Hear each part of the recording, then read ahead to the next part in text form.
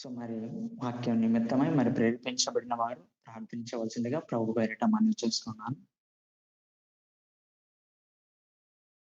ప్రార్థన. పరిశుద్ధుడా, జీవాధిపతి, జీవం కలిగిన గొప్ప దేవుడా, నీకు వందనాలు. ఆలోచనకర్త, ఆశ్చర్యకరుడ, నిత్యుడగు దేవుడు, సమాధానాధిపతి తండ్రి, నీకు వందనాలు. దేవానికి స్తోత్రాలు చెల్లించుకుంటున్నాం ప్రభువా. ఇదిగో తండ్రి, ఇంతవరకు మీరు పాటల్లో ఉండి మహిమ పొందుకున్నందుకే దేవా మీకు వందనాలు. తండ్రి, మీకు స్తోత్రాలు చెల్లిస్తున్నామయ్యా. ఇదిగో తండ్రి, వాక్యం వినటానికి మమ్మల్ని మేము సిద్ధపరుచుకొనుచుండగా దేవా, మీరు మాకు సహాయాన్ని అందించమని అడుగుచున్నామయ్యా. దైవజనులను జ్ఞాపకం చేసుకునండి ప్రభువా. ఇదిగో మీరే తండ్రి, మీ ఆత్మతో నింపి దేవా, మాకు కావలసిన తండ్రి జీవాహారమును తండ్రి మాకు దయచేయమని అడుగుచున్నాం. తండ్రి, నీకు వందనాలు.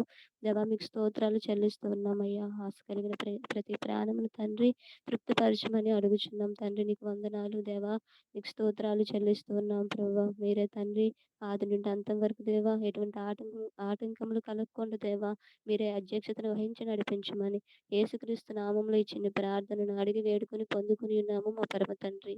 ఆమేన్. ఆమేన్. ఆమేన్. థాంక్ యూ అక్క. సహకరించినందుకు. ఈ సమయంలో మరి సేవకుని ఆహ్వానిద్దాం. ప్రైజ్ లార్డ్ పాస్టర్ గారు. Praise Lord, praise Lord. అందరూ బాగున్నారు కదా? ఎస్ పాస్టర్ గారు.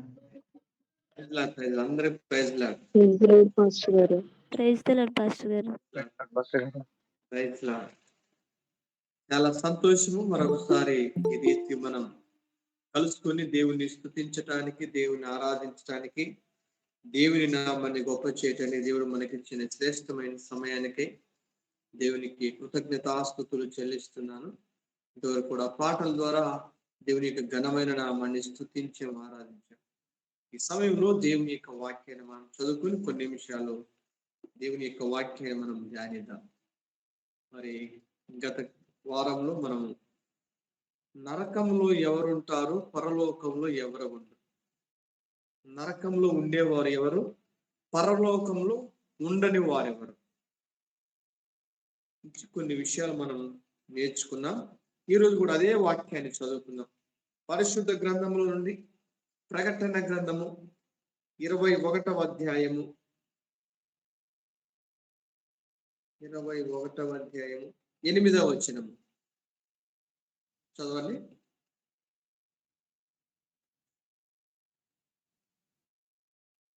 పిరికివారును, అవిశ్వాసులను, అసహ్యులను, నరహంతకులను, వ్యభిచారులను, మాంత్రికులను, విగ్రహారాధికులను, అబద్ధికులందరూ అగ్ని గంధకములతో మండు గుండములో పాలు పొందుదురు. ఇది రెండవ మరణము. దేవునికి స్తోత్రం. గమనించాలి, ఇక్కడ ఈ ప్రకటన గ్రంథం 21వ అధ్యాయం 8వ వచనములో ఉన్నటువంటి వీరు అనగా ఈ 8 రకాల ప్రజలు, వీళ్ళు ఎక్కడుంటారు అని ఆలోచిస్తే ఈ 8 రకాల లక్షణాలు, గుణములు, స్వభావం కలిగిన వారు నరకంలో ఉంటారు. అయితే ఈ 8 రకాల ప్రజలు పరలోకంలో ఉండరు. పరలోకంలో ఎవరుంటారు, నరకంలో ఎవరుంటానికి ఇది ఒక లిస్ట్ అన్నమాట. ఈ లిస్ట్ లో రాయబడినటువంటి 8 రకాల వారు పరలోకంలో ఎంత వెతికినా వారు కనబడరు. ఓకే, అది 8 రకాల వారు నరకంలో ఉంటారని, నరకంలో అగ్నిగుండంలో పాలు పొందుతారని దేవుని లేఖన భాగం సెలవిస్తుంది. మనం ఎందుకు ఈ ధ్యానించాలంటే ఇలాంటి కేటగిరీలో ఉన్న వారందరూ నరకానికి వెళ్తారు. కాబట్టి ఈ కేటగిరీలో మనం ఉండకూడదు. ఇతరులు కూడా ఈ కేటగిరీలో ఉండకుండా మనం ఏం చేయాలి, సువార్తను ప్రకటించాలి. పోయిన వారంలో మనం పిరికి వారి గురించి అనేకమైన విషయాలు మనం తెలుసుకున్నాం. మనం అనుకోవచ్చు పిరికితనం కొన్నిసార్లు అది మనకు దృష్టికి పాపముగా కనిపించకపోవచ్చు, పాపముగా మనం గుర్తించకపోవచ్చు. కానీ దేవుని లేఖన భాగం చదివిస్తుంది, పిరికి వారు నరకంలో ఉంటారు. చాలా మంది పెద్ద పెద్ద పాపాలు చేయకపోవచ్చు, కానీ వారి జీవితంలో ఈ పిరికితనము, గాని ఉన్నట్లయితే ఖచ్చితంగా వారు నరకంలో మరి కాలిపోతారు, నరకంలో ఉంటారని దేవుని లేఖన భాగం సెలవు. ఎందుకంటే దేవుని నమ్ముకున్న వారు ఎవరు కూడా పిరికితనము కలిగి ఉండనే ఉండరు. ఆది కాండం నుండి ప్రకటన గ్రంథం వరకు దేవుని ఆత్మ కలిగిన వారందరూ కూడా ధైర్యశాలులు, బలవంతులు, ధైర్యవంతులు ఉన్నట్లు మనం చూస్తున్నాం. కానీ దేవుని నమ్ముకున్న వారు ఎవ్వరు కూడా పిరికి వారుగా ఉన్నట్లు మనము చూడలేము. అయితే కొన్నిసార్లు పాపము చేయటం ద్వారా వారు ధైర్యవంతులు కూడా పిరికి వారుగా ఉండి భయపడి ఉండొచ్చు, అది వేరే సంగతి. కానీ నిజముగా దేవుని ఆత్మ కలిగిన వారు ఎవరు కూడా పిరికితనముగా బ్రతకరు, వాళ్ళు ఎప్పుడు కూడా ధైర్యంగా ఉంటారు. కాబట్టి అనేకమైన విషయాలు మరి పోయిన వారం మనం చూసాం. రెండవది మనం చూసినట్లయితే అవిశ్వాసులు. నరకంలో ఎవరు ఉంటారంటే రెండవ గుంపు వారు ఎవరంటే అవిశ్వాసులు. అవిశ్వాసుల్లో రెండు రకాలు. ఒకటి అసలు దేవునిని పూర్తిగా నమ్మని వారు. రెండవది దేవునిని నమ్మి మరలా వెనకకు జారిపోయిన వారు. మొదటిగా అవిశ్వాసులు రెండు రకాలు ఉన్నారు. ఒకటి అసలు యేసుక్రీస్తు గురించి పూర్తిగా తెలియని వారు. రెండవది యేసుక్రీస్తు గురించి తెలుసుకొని నమ్మి మరలా వారు విశ్వాసంలో సన్నగిల్లి మరలా వెనకకు వెళ్ళిన వారు, దిగజారిపోయిన వారు. చూద్దామా పరిశుద్ధ గ్రంథంలో చూసినట్లయితే యోహాను సువార్త 8:45. యోహాను సువార్త 8వ అధ్యాయం 45వ వచనంలో మనం చూసినట్లయితే చదవండి. యోహాను సువార్త 8వ అధ్యాయము. నేను సత్యమునే చెప్పుచున్నాను గనుక మీరు నన్ను నమ్మరు. అంటే ఎవరు వీళ్ళు అవిశ్వాసులు? ఎవరంటే ఒకటి సత్యము తెలియని వారు. సత్యం అనగా యేసుక్రీస్తు చెప్పాడు కదా, నేనే మార్గమును సత్యమును జీవమును. సత్యమును నమ్మని వారు, సత్యమును తెలియని వారు. రెండవది సత్యము చెప్పినను నమ్మని వారు. సత్యము చెప్పినా గాని వాళ్ళు యేసుక్రీస్తు తన సొంత మాటలతో చెప్తున్నాడు, నేను సత్యమని చెప్పుచున్నాను గనుక మీరు నన్ను నమ్మరు. 2000 సంవత్సరాల కంటే ఎక్కువగా సువార్తను చెప్తున్నారు. అనగా యేసుక్రీస్తుని గురించిన సత్య సువార్తను చెప్పుచున్నప్పటికీ మనుషులు నమ్మటం లేదు. తెలియచేసినప్పటికీ మనం నమ్మటం లేదు. అందుకని యేసుక్రీస్తు నేను సత్యమునే చెప్పుచున్నాను గనుక మీరు నన్ను నమ్మరు. సత్యమును నమ్మని వారు, సత్యమును ఎవరైతే త్రోసివేస్తారో అలాంటి వారు నరకములో కాలిపోతారు, నరకములో జీవిస్తారు. అందుకే మనం ఎప్పుడైనా కానీ దేవుని వాక్యాన్ని మనం నమ్మాలి. దేవుని వాక్యం పట్ల ఎప్పటికీ కూడా మనము అపనమ్మకము గాని అవిశ్వాసములు గాని ఉండకూడదు. ఒక వ్యక్తి యేసుక్రీస్తు దగ్గరికి వచ్చి ఏమంటుంది తెలుసా? మార్కు సువార్త 9వ అధ్యాయం.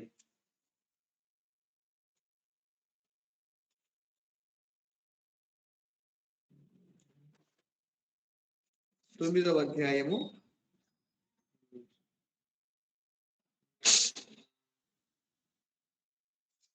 23వ వచనం.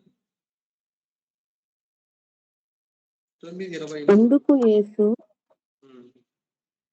అందుకు యేసు నమ్ముట నీ వలనైతే నమ్మువానికి సమస్తము సాధ్యమే అని అతనితో చెప్పెను. అని యేసుక్రీస్తు చెప్తారు. తన కుమారునికి బాగలేదు. యేసుక్రీస్తు ఏమంటున్నాడు? నమ్ముట నీ వలనైతే నమ్మువానికి సమస్తం, అంటే మొత్తము సాధ్యమే. నాకంటూ అసాధ్యమైనది ఏది కూడా లేదు. నువ్వు నమ్మగలిగితే, నువ్వు విశ్వాసం ఉంచగలిగితే అంతా సాధ్యమే. అప్పుడు ఈ వ్యక్తి యేసుక్రీస్తు ఏమంటున్నాడు చూడండి. 24వ వచనం. 24. వెంటనే ఆ ఆ చిన్నవాని తండ్రి ఆ నమ్ముచున్నాను, నమ్ముచున్నాను, నాకు అపనమ్మకం ఉండకుండా సహాయం చేయని బిగ్గరగా చెప్పి, నేను నమ్ముచున్నానయ్యా, నువ్వు నా కుమారుని బాగు చేస్తావని, నా కుమారుని స్వస్థపరుస్తావని నేను నమ్ముచున్నాను. అయితే యేసయ్యా, నాకు అపనమ్మకము కలుగకుండా సహాయము చేయమని అక్కడికి వెళ్ళి ఏమనుంది? సహాయం చేయమని. ఒకటి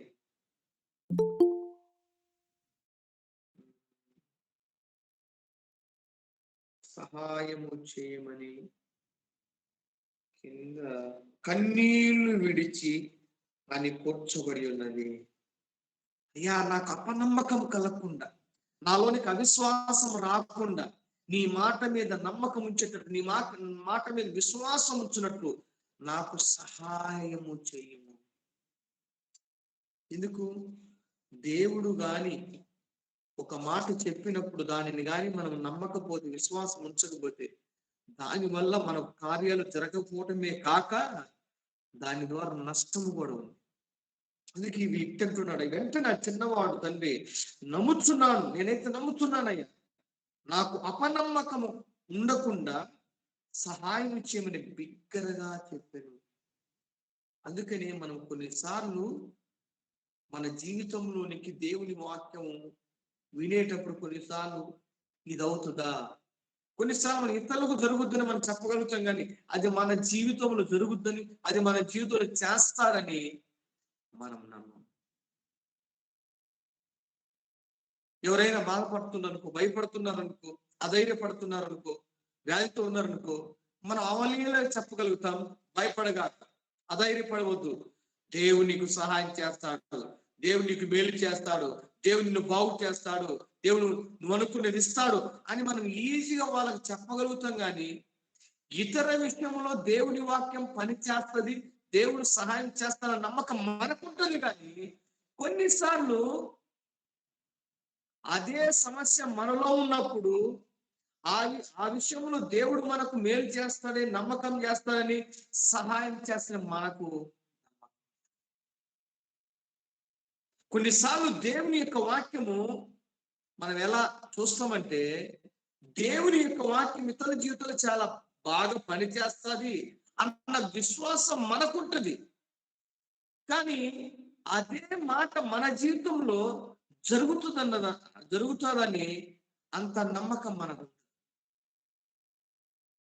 వేరే వాళ్ళ మీద దేవుని వాక్యం పనిచేస్తుందన్న ఉన్నంత నమ్మకం కొన్నిసార్లు మన మీద. అందుకని అవిశ్వాసం, నాకు అపనమ్మకం ఉండకుండా, నాకు అపనమ్మకం రాకుండా, నాలోనికి అవిశ్వాసం రాకుండా నాకు సహాయము చేయము. ఎందుకు తెలుసా? దేవుని వాక్యమును ఉన్నది ఉన్నట్టు మనం నమ్మకపోతే అవిశ్వాసం లెక్క కిందికి వస్తుంది.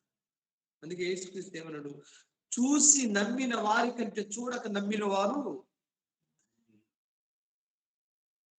కాబట్టి ఎన్నటికీ ఎప్పటికీ మన జీవితంలో అవిశ్వాసమును గాని, అపనమ్మకమును గాని, దేవుని మీద అనుమానం గాని ఎన్నటికీ రానే రాకూడదు. ఎందుకంటే దేవుని వాక్యము సత్యము. మనం నమ్మకపోయిన దేవుని యొక్క వాక్యము సత్యము. కాబట్టి మనం విశ్వాసం ఉంచాలి. ఎందుకంటే ఆయన యందు మనము విశ్వాసం. దయ్యాలు నమ్ముతున్నాయి కదా. యాకోబు పత్రిక, దయ్యాలకున్న విశ్వాసం కొన్నిసార్లు మనకుంటాం. యాకోబు పత్రిక 2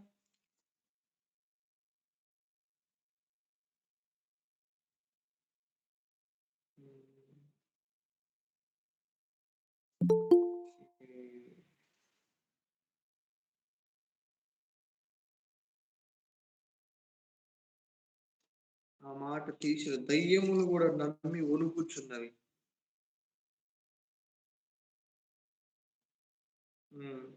2వ అధ్యాయం, యాకోబు పత్రిక 2వ అధ్యాయము 19వ వచనం. అలాగు నమ్ముట మంచిదే. ఉమ్. దెయ్యములను నమ్మి వణుకుచున్నవి. ఆ, వ్యర్థుడా, క్రియలు లేని విశ్వాసము నిష్ఫలమైనదని తెలుసుకొనగోరుచున్నావా? ఓకే. అంటే దయ్యాలు నమ్ముతున్నవి. ఉమ్, అలాగు దేవుడు ఒక్కడని నీవు నమ్ముతున్నావు. అలాగూ నమ్ముట మంచిదే. దయ్యములను నమ్మి వణుకుచున్నవి. దయ్యాలకు తెలుసు దేవుని శక్తి ఏంటో. ఇప్పుడు దేవుని దృష్టిలో ఎవరు గొప్ప? మనమే గొప్ప. కానీ దేవుని మీద ఎక్కువ నమ్మకం ఎవరికి ఉండాలి? మనకు ఉండాలి. దేవుని మీద ఎక్కువ విశ్వాసం ఎవరికి ఉండాలి? మనకు ఉండాలి. కానీ మనకంటే దయ్యాలు ఎక్కువ నమ్ముతున్నాయి, నమ్మి ఉనుకుతున్నామంట. అందుకని అవిశ్వాసము కలిగిన వారు, అవిశ్వాసులు నరకములో మండుచున్న అగ్నిగుండములో ఉంటారు. కాబట్టి దేవుని వాక్యాన్ని ఎప్పటికీ నెవర్ డౌట్. దేవుని వాక్యం పట్ల ఎప్పటికీ నువ్వు అనుమానం అనేది, సందేహం అనేది మన జీవితంలో ఉండకూడదు. ఎందుకంటే దేవుని వాక్యము సత్యము. కదా, ఆకాశము భూమి గతించినను దేవుని మాటలు గతించవు. దేవునికి స్తోత్రం కలుగును. రెండవది ఏంటంటే ఎవరు నరకంలో ఉంటారంటే అవిశ్వాసులు, సత్యము తెలియని వారు, సత్యము తెలిసిన సత్యమును నమ్మని వారు, వారు నరకంలో ఉంటారు. కాబట్టి ఎప్పటికీ మన జీవితంలోనికి అవిశ్వాసమును రానివ్వకూడదు. పడవలో ప్రయాణం చేసేటప్పుడు కొన్నిసార్లు అలల ద్వారా వచ్చేటువంటి నీళ్లు పడవలో పడిపోతాయి. వాళ్ళు ఏం చేస్తారు? పడవలో ఉన్నవారు మరలా ఆ పడవలోకి వచ్చినటువంటి ఆ నీళ్లను బకెట్లో మరలా సముద్రంలో పడేస్తారు.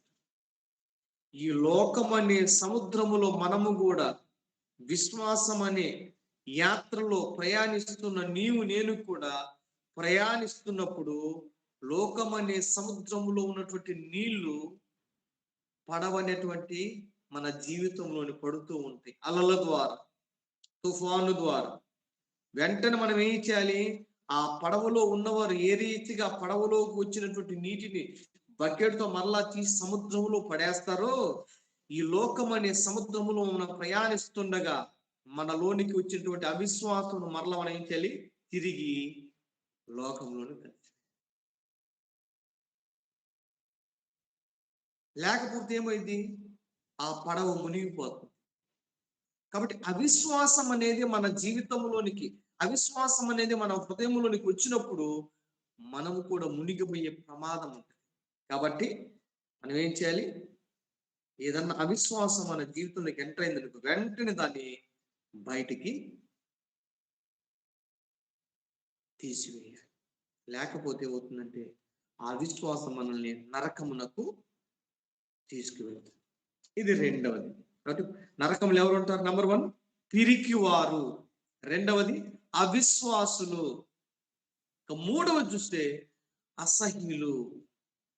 అసలు అసహ్యులు ఎవరు? అసలుకి హేయమైన వారు,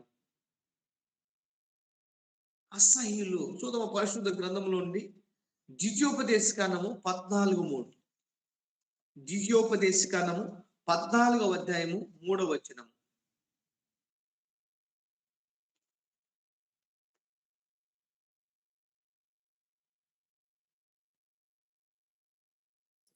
నీవు హేయమైనదేదియు తినకూడదు.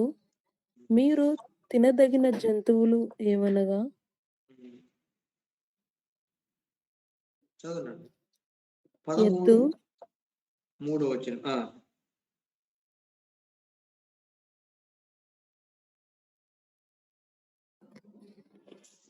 అసహ్యమైన నిబంధన గ్రంథములో కొన్ని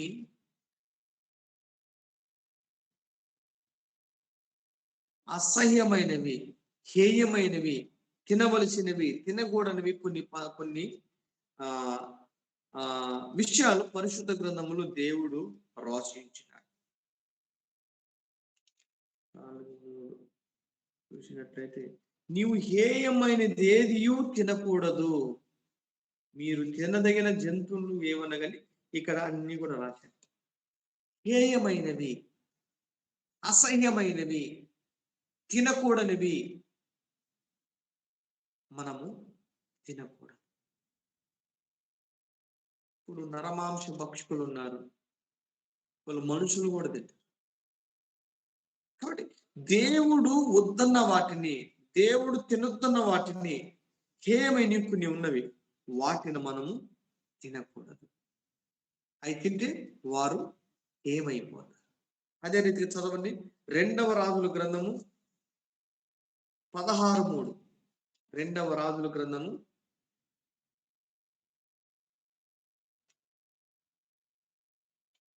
16వ అధ్యాయము 3వ వచనం.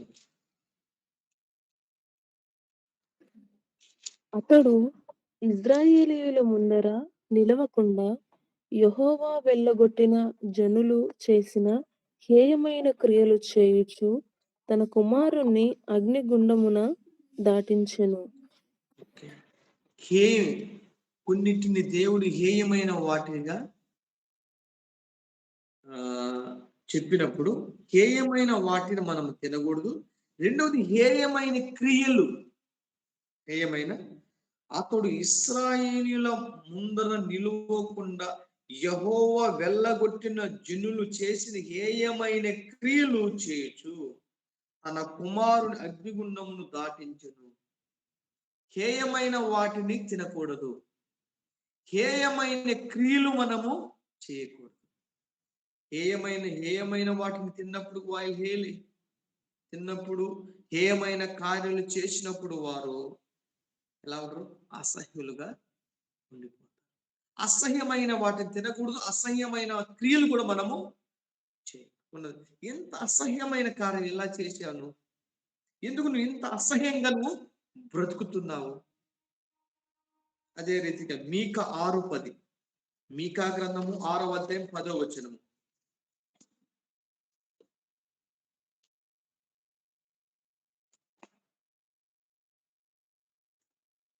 అన్యాయము చేయువారి ఇండ్లలో అన్యాయము చేత సంపాదించిన సొత్తులను చిన్నదిగా చేయబడిన హేయమైన కొలయు ఉన్నవి కదా.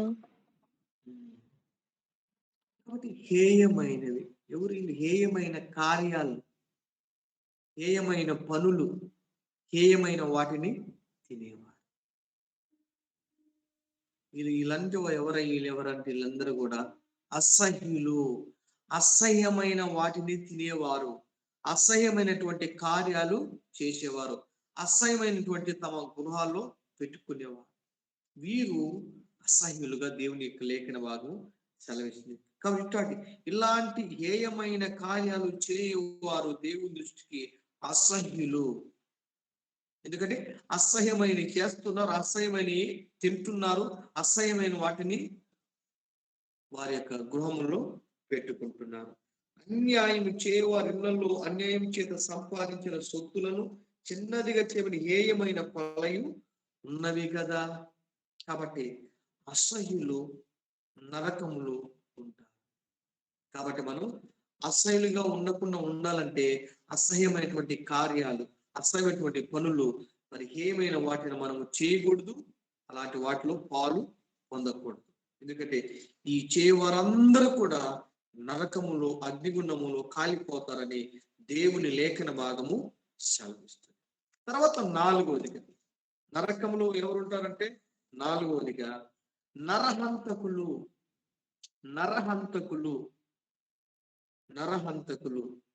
పరిశుద్ధ గ్రంథంలో చూసినప్పుడు పాత నిబంధన గ్రంథము ప్రకారము ఒక వ్యక్తి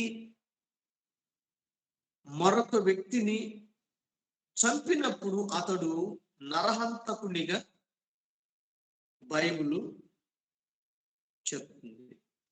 అయితే క్రొత్త నిబంధన ప్రకారము చంపనవసరం లేదు.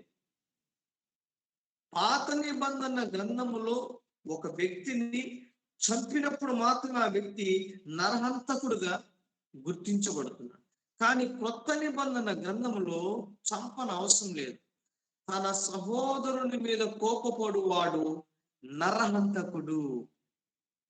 పాత నిబంధన గ్రంథములో చంపితేనే హత్య, నరహత్య.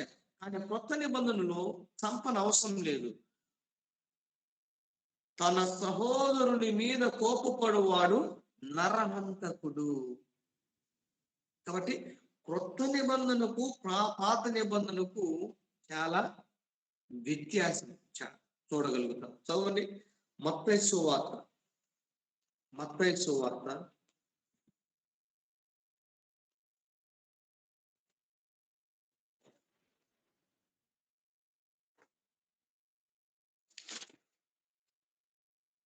ఓకే, 5వ అధ్యాయము 21 నుండి 22 వరకు చూద్దాం. నరహత్య చేయవద్దు. నరహత్య చేయువాడు విమర్శనకు లోనగునని పూర్వీకులతో చెప్పబడిన మాట మీరు విన్నారు కదా.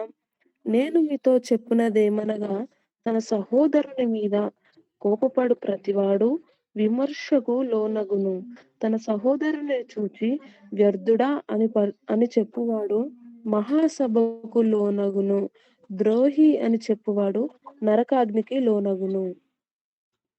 ఇక్కడ చూస్తే పాత నిబంధనకు కొత్త నిబంధనకు విషయంలో చూసినప్పుడు, పాత నిబంధన ఒక మాట చెప్పాలంటే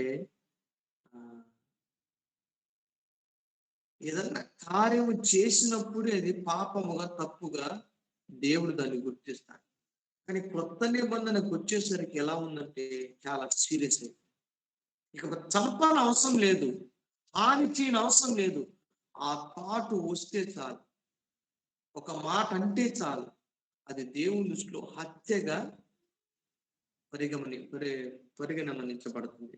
ఇక్కడ చూస్తే నరహత్య చేయవద్దు. నరహత్య చేయువాడు విమర్శకు లోనగునని పూర్వీకులతో చెప్పబడిన మాట మీరు విన్నారు కదా. అది వాళ్ళకి పూర్వీకులు చెప్పిన మాట.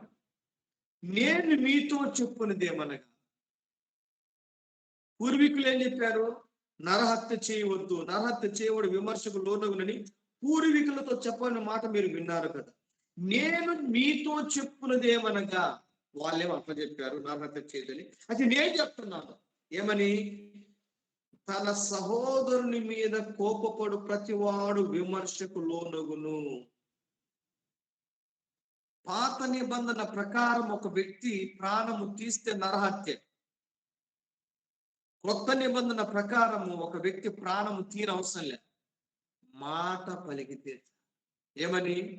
ఒక వ్యక్తి మీద కోపపడితే చాలు, ఆ వ్యక్తి దేవుని దృష్టిలో నరహత్య చేసినట్టు. చాలా సీరియస్. అందుకని పరిశుద్ధ గ్రంథం ఎఫెసీయులకు రాసిన పత్రిక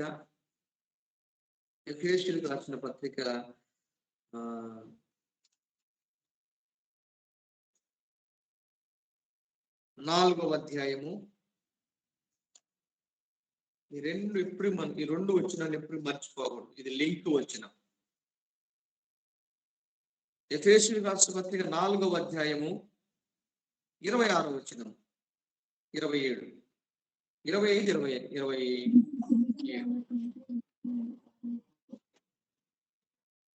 ఎఫెసీయులకు రాసిన పత్రిక 4, 26, 27.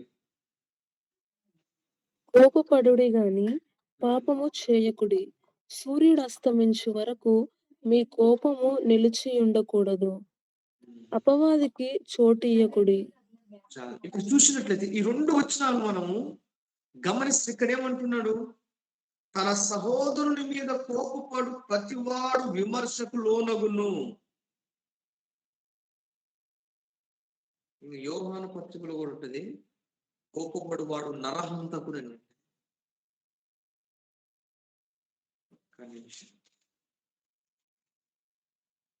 మొదటి యోహాను పత్రిక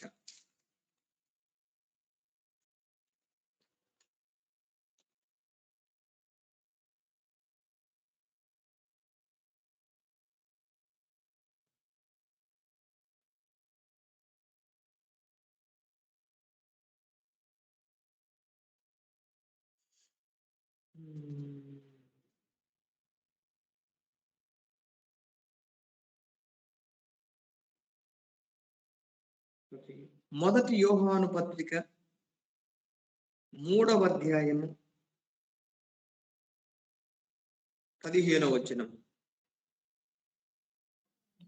తన సహోదరుని ద్వేషించువాడు నరహంతకుడు. ఏ నరహంతకుని యందును నిత్య జీవం ఉండదని మీరెరుగుదురు. ఈ 3 వచనాలు మనం ఒక్కసారి ఆలోచించి చూస్తే యేసుక్రీస్తు ఏమంటున్నాడు? తన సహోదరుని మీద కోపపడు ప్రతివాడు విమర్శకు లోనగును, తన సహోదరుని చూసి వ్యర్థులను చెప్పువాడు మహాసభకు లోనగును, ద్రోహిని చెప్పువాడు నరకాగ్నికి లోనగును. ఎఫెసీయులు ఏమని చెప్తుంది ఇక్కడ? కోపపడుడి గాని పాపము చేయకుడి, సూర్యుడు అస్తమించు వరకు మీ కోపము నిలిచినకూడదు, అపవాదికి చోటు ఇయ్యకుడి. ఇక్కడ ఏమని చెప్తుంది? 15వ వచనంలో 1 యోహాను, తన సహోదరుని ద్వేషించువాడు నరహంతకుడు. మనము ఒక వ్యక్తి మీద కోపపడినప్పుడు మనము నరహంతకులుగా, ఒక వ్యక్తిని ద్వేషించినప్పుడు మనము దేవుని దృష్టిలో నరహంతకుడు. ఒక వ్యక్తిని చూసి వేస్ట్ క్యాండిడేట్ ఆ మాట అన్నప్పుడు నరహంతకులుగా మనం తెచ్చుకుంటాం. చిన్న విషయాలు ఇవి. చూడండి, హత్య పాత నిబంధన గ్రంథం ప్రకారము ద్వేషిస్తే నరహంతకుడు కాదు, కోపపడితే నరహంతకుడు కాదు, చంపితేనే నరహంతకుడు.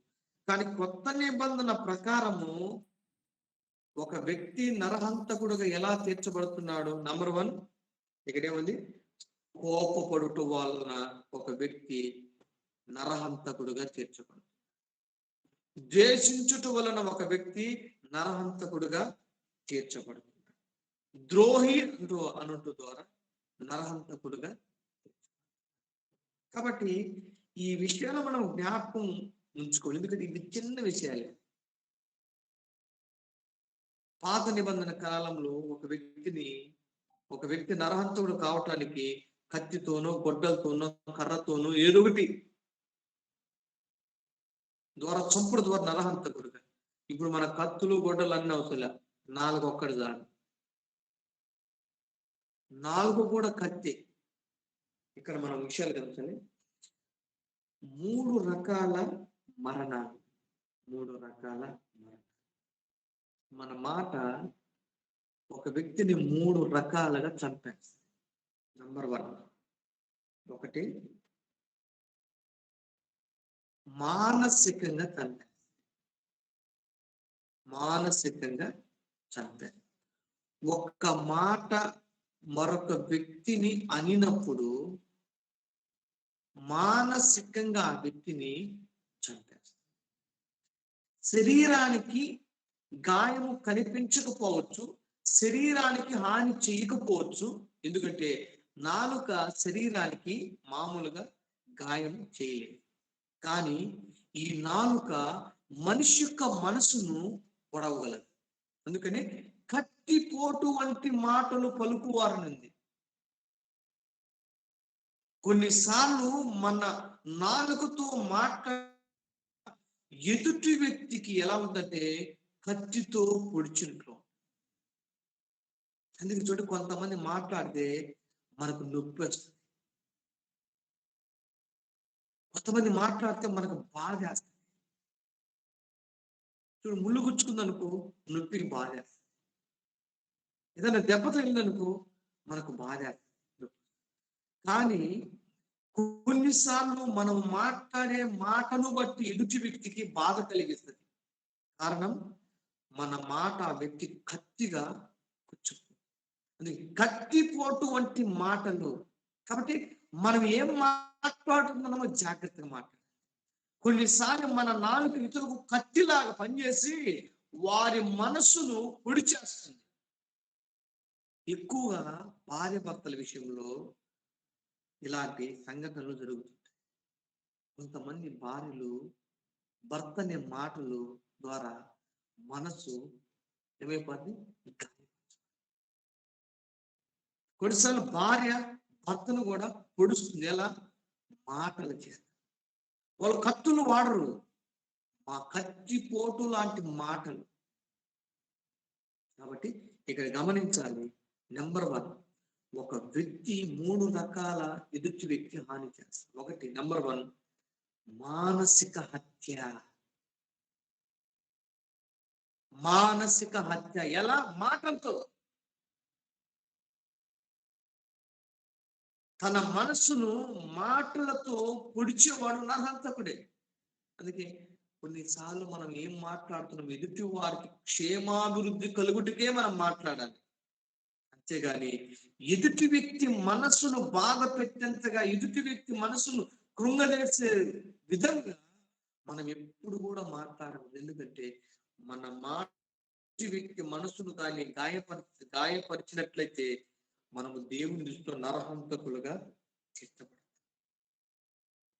ఒకవేళ పొరపాటున అనరాని మాట అన్న, పలకకూడని మాటను ఒకవేళ పలికేమనుకో, నీవు నేను కానీ ఏం చేయాలంట? కోపపడుడి గాని పాపము చేయకుడి. కోపం మంచిదా చెడ్డదా? చెప్పండి. కోపము మంచిదా చెడ్డదా? బైబిల్ చెడ్డది. కానీ కోపము మంచిది చెడ్డది. ఎందుకంటే ఈ కోపం అనేది దేవుడే మనలో పెట్టాడు. ఓకే, ఇది దుకాణంలో కానీ కిరాణా షాపులు ఎక్కడ దొరకదు. దేవుడు ఆల్రెడీ ఇన్బిల్ట్ లోపల పెట్టించాడు. కోపం ఎలాంటిదంటే, ఉదాహరణకి కత్తి మంచిదా చెడ్డదే? కత్తి. కిచెన్ లో కత్తి ఏమో కూరగాయలు చంపేస్తుంది. అవును కదా? అంటే కిచెన్ లో ఉండే కత్తి మనుషులకు హాని చేయదు, అది కూరగాయలకే. అదే బొడ్లు పెట్టుకుని తిరిగామనుకో, కిచెన్ లో ఉంటేనేమో కూరగాయలు కట్ చేస్తుంది, అది బొడ్లు పెట్టుకుని బయట తిరిగితే మనుషులు పీకలు కట్ చేస్తుంది. అంటే కత్తి మంచిదా చెడ్డదంటే మంచిది చెడ్డది. ఎలా? మనం వాడే దాన్ని బట్టి ఉంటుంది. అదే కత్తితో కిచెన్ లో కూరగాయలు కట్ చేయొచ్చు, అదే కత్తితో మనుషులు పొడవచ్చు. మనం ఎలా వాడుతున్నాం అనేది ముఖ్యం అక్కడ. ఇప్పుడు కత్తి చెడ్డదని చెప్పడానికి లేదు, కత్తి మంచిదని చెప్పడానికి లేదు. కత్తి మంచిది ఎప్పుడు అవుతుంది, కత్తి చెడ్డది ఎప్పుడు అవుతుంది? నువ్వు వాడే విధానమును బట్టి. ఈ కత్తిని మంచికు వాడవచ్చు, చెడుకు వాడవచ్చు. కత్తి మంచికి ఉపయోగపడుతుంది, చెడుకు కూడా ఉపయోగపడుతుంది. అలానే ఈ కోపం అనేది కూడా నువ్వు ఎలా దేనికి వాడతావు దానిని బట్టి అది మంచిదా చెడ్డదని. ఇప్పుడు ఉదాహరణ, పిల్లలు ఉన్నారు. పిల్లలు తప్పు చేస్తే ఏం చేయాలి? శిక్షించాలి, కొట్టాలి, అవును కదా? అరవాలి, అవును కదా? అంటే పిల్లల మీద కోపడినంత మాత్రాన అది పాపమా? అంటే బైబిల్ ఒక మాట ఉంది కదా, ఏముందంటే, మీ పిల్లలను శిక్షించుడు గాని కొట్టుండి కానీ వాడు చావవలని కోరవద్దు. పిల్లలు కొట్టొచ్చు, తిట్టొచ్చు, కోపడొచ్చు, కానీ వాడు చావవలనని కోరవద్దు. కాబట్టి మనం ఏం మాట్లాడుతున్నామో జాగ్రత్తగా అందుకని మనుషులు పలుకు ప్రతి మాటకు దేవుడు తీర్పు దినాన లెక్క అడుగుతాడు. అందుకు విస్తారమైన మాటల్లో దోషం ఉండక మానదు. కానీ మొదటిగా ఒక వ్యక్తి మాటలతో మనిషి యొక్క మనస్సాక్షిని చంపుతాడు. లేకపోతే మనిషి యొక్క మాటల ద్వారా ఎదుటి వ్యక్తి మనస్సాక్షిని చంపే అవకాశం ఉన్నది. కొంతమంది మాటలు బట్టి నా మనసు చచ్చిపోయింది, ఆ మాట ఆ వ్యక్తి అన్నాడు, ఆ మనసు చచ్చిపోయిందమ్మా. కాబట్టి కొన్నిసార్లు మన మాట ఎదుటివాని మనస్సాక్షిని చంపగలుగుతున్నది. మనం మాట్లాడే మాట ఎదుటి వ్యక్తి మనస్సాక్షిని గాయపరుస్తున్నది. అందుకే దీన్ని ఏమంటారు? మానసిక హత్య. కొంతమంది కత్తులతో కాదు, కత్తుల్లాంటి మాటల చేత ఎదుటి వ్యక్తి మనస్సాక్షిని చంపుతూ ఉంటారు. కాబట్టి ఎన్నటికి మన మాటల ద్వారా ఎదుటివాని మనస్సాక్షిని చంపటానికి ప్రయత్నము చేయకూడదు. మనస్సాక్షిని, ఎదుటివాని మనస్సాక్షిని చంపువాడు కూడా నరహంతకుడే. ఎదుటి వ్యక్తిని మనిషిని చంపితేనే కాదు నరహంతకుడు, ఎదుటి వ్యక్తి యొక్క మనస్సాక్షిని చంపు ప్రతివాడు కూడా నరహంతకుడే. తేడా అర్థమైందే? ఎదుటి వ్యక్తిని చంపువాడు నరహంతకుడే, ఎదుటి వ్యక్తి యొక్క మనస్సాక్షిని చంపువాడు కూడా నరహంతకుడే. చాలాసార్లు నేను ఆయన చంపలేదు కదా, ఆమె నేను చంపలేదు కదా అనుకోవచ్చు. వాస్తవానికి నీకు కనిపించే ఆ వ్యక్తి యొక్క మనిషిని నువ్వు చంపకపోవచ్చు, కానీ ఆ మనిషిలో ఉన్న మనసును నువ్వు చంపేయచ్చు. ఇప్పుడు ప్రేమించుకున్న వారు ఎందుకు చచ్చిపోతున్నారు? వాళ్ళు సూసైడ్ చేసుకునే వారు ఎలా చనిపోతున్నారు? వాస్తవానికి వారు సూసైడ్ చేసుకోనక ముందు మనసులో చచ్చిపోతారు. ఒక ప్రేమించే అమ్మాయి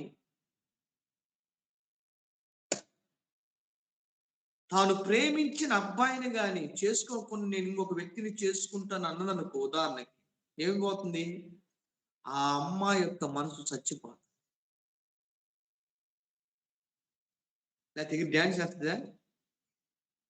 అదే అసలు అబ్బాయి కావచ్చు. ఏమవుతుందంటే మొదటిగా వారు మానసికంగా చచ్చిపోతారు అంతే. ఆ మాట పెద్దగేమల్లే మాటే. కాబట్టి మానసిక హత్య, మన మాటల ద్వారా కొంతమంది మానసికంగా హత్య చేయబడతారు. కాబట్టి మన మాటలతో ఎవరిని చంపకూడదు, మన మాటలతో ఎవరి మనసును గాయపరచకూడదు. ఎందుకంటే మన మనసు గాయపడితే ఎంత బాధేస్తుందో మనకు తెలుసు.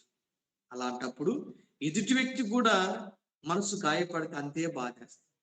కాబట్టి ఎన్నటికీ కూడా మాటలతో మనిషి యొక్క మనస్సాక్షిని చంపకూడదు. ఇక రెండవదిగా మామూలు హత్య. ఎందుకంటే ఈ లోకములో నరహత్య చేసేవారి కంటే మానసిక హత్య చేసేవారు ఎక్కువ. ఇప్పుడు దీన్ని బట్టి చూడు, మనం ఇప్పుడు ఎంతమందిని చంపి ఉండొచ్చు ఒక్కసారి ఆలోచించు. పుట్టిన నాటి నుండి ఈ రోజు వరకు ఎన్ని మానసిక హత్యలు చేసాం ఒక్కసారి జ్ఞాపకం ఉంచుకోండి. అసలు రోజుకి ఎంతమంది చంపుతామో మనం కదా. మానసికంగా ఈ కంటికి కనిపించవు కదా, ఇవి కత్తులతో చేసాయి, గొడ్డలతో చేసాయి, కర్రలతో ఆయుధాలతో చేసే కదా ఈ హత్య. దీనికి ఆయుధం నాలుక. కాబట్టి ప్రతిరోజు మనం తెలుసో తెలియక కొన్నిసార్లు మనుషుల యొక్క మనస్సాక్షిని మన మాటలతో చంపుతూ ఉంటాం, మనుషులను మానసిక హత్య చేస్తూ ఉంటాం అన్నమాట.